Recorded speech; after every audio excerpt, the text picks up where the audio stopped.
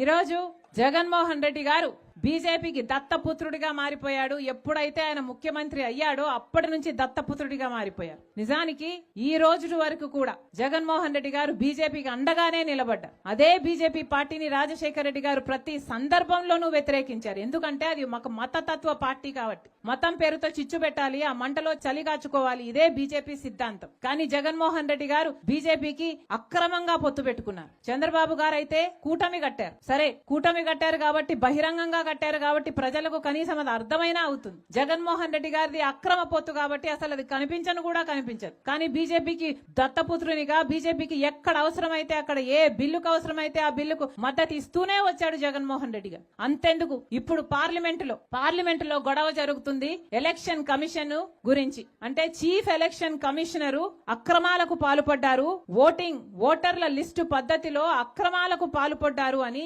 India black అంటే Congress party, Trinamool Congress ఇలాంటి పార్టీలు అన్ని కలిపి ఈయన మీద నో ట్రస్ట్ అన్నట్టుగా ఈయనని తొలగించాలి అని పార్లమెంటులో నోటీసులు కూడా ఇచ్చారు. కానీ దీనికి ఎంత మటుకు జగన్మోహన్ రెడ్డి గారు మద్దతు ఇస్తారో చూడాలి. ఇప్పటి వరకు జగన్మోహన్ రెడ్డి గారు బీదేడుపులు ఏడ్చారు. ఎలక్షన్లలో మేము ఓడిపోవడం అన్యాయం అన్నారు, ఈవీఎంలలో మోసం జరిగింది అన్నారు, అక్క చెల్లెమ్మలు నాకెందుకు ఓటేయలేదో అర్థం కావటం లేదన్నారు, పెన్షన్లు తీసుకుంటున్న వారు నాకెందుకు ఓటు పడలేదో అర్థం కావడం లేదన్నారు. మరి నిజంగానే జగన్మోహన్ రెడ్డి గారు ఈవీఎంలో అవకతవకలు జరిగాయి అని నమ్మితే మరి ఈ ఎలక్షన్ కమిషనర్ ఎవరైతే ఉన్నారో ఆయనను తొలగించడానికి ఇచ్చిన నోటీసులలో జగన్మోహన్ రెడ్డి గారు మద్దతు ఇవ్వాలి. కానీ జగన్మోహన్ రెడ్డి గారు మోడీకి దత్తపుత్రుడు కాబట్టి మద్దతు ఇవ్వరు. జగన్మోహన్ రెడ్డి గారికి ఈ విషయం మీద నిరూపించుకోవాల్సిన అవసరం ఉంది. నిజంగానే అవకతవకలు జరిగాయి అని మీరు నమ్మితే ఇప్పటికే బీజేపీ ప్రతి వ్యవస్థను తమ గుప్పెట్లో పెట్టుకుంది. సిబిఐ అయినా సరే, ఆర్బీఐ అయినా సరే, స్టాక్ ఎక్స్చేంజ్ అయినా సరే, ఈడీ అయినా సరే, ఇన్కమ్ ట్యాక్స్ అయినా సరే, ఆఖరికి ఎలక్షన్ కమిషన్ అయినా సరే